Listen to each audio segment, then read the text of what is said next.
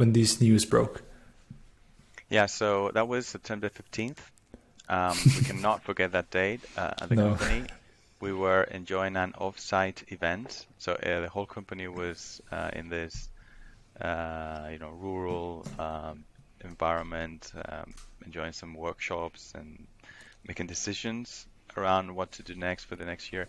And then someone said, "Do you know what just happened?" Like with his smartphone during lunch, and everyone was really cheering. Why? Because it was in a very immature market. It's not fragmented at all, really, for design and prototyping. Just not even a handful. It's like two or three tools. That's it.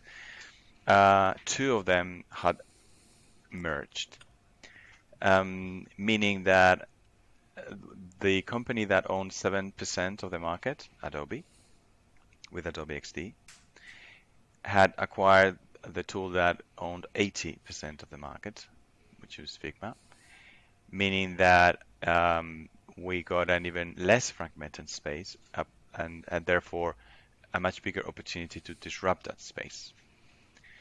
People